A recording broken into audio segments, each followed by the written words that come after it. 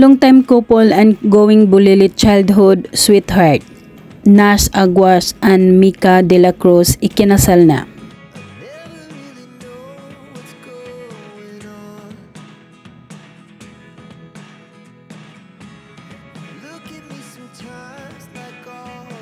Naganap ang garden wedding sa Tagaytay na dinaluhan ng kanilang mga malalapit na kamag-anak at kaibigan.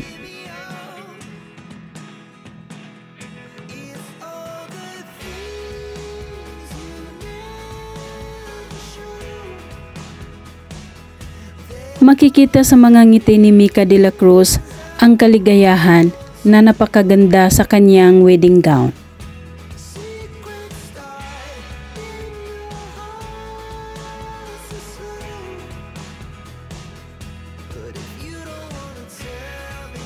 At dahan-dahan namang bumaba ang bride sa hagdan para sa kanilang pictorial.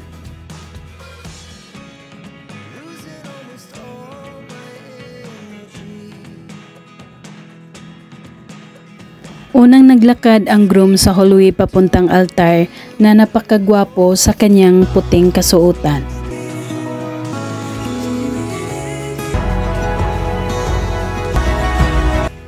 Namangha si Nash nang makita niya ang kanyang magiging asawa na si Mika na naglalakad papunta sa kanya.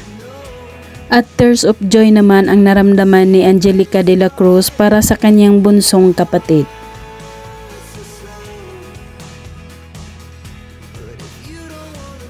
Mga kasama ni Mika De La Cruz sa paglalakad papuntang altar ang kanyang mami at kuya.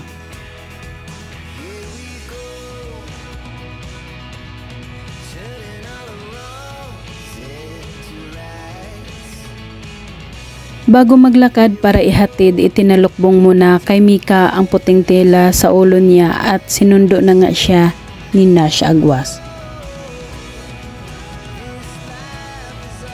Sigawan naman ang mga tao na nasa paligid nang sinabi na ng pare na kiss the bride. Kiss and embrace your wife.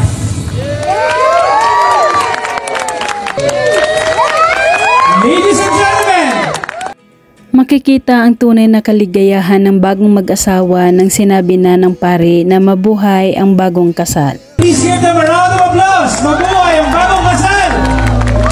This is it. At nagkiss pa muli ang bagong mag-asawa bago umalis sa kanilang wedding venue papuntang wedding reception.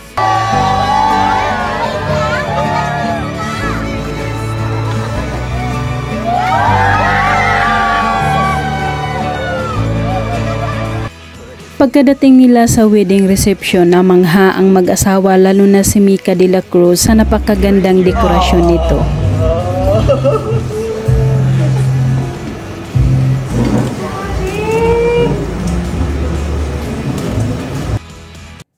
Ikinuwento naman ni Mika De La Cruz Aguas kung kailan nag-umpisa nagparamdam sa kanya si Nash noon. 2009, natutulog ako nun sa bahay ng ate ko, tapos meron silang malaking iMac sa gitna ng living room nila. Tapos, si Nash nag-message sa akin. Dagdag pa ni Mika, napaka-overprotective pa daw ang kanyang ate Angelica noon nung nalaman na nagparamdam na si Nash Aguas sa kanya. You make me crazier. Tapos nakita ni ate, naglaki yung mata niya. Sabi niya, "Hoy! Ano yung make me crazier? Pagkuntugin ko kayo dyan eh." Yan po guys, so very memorable sa Unang sayaw ni Nash at Mika bilang bagong mag-asawa. Super sweet ng dalawa.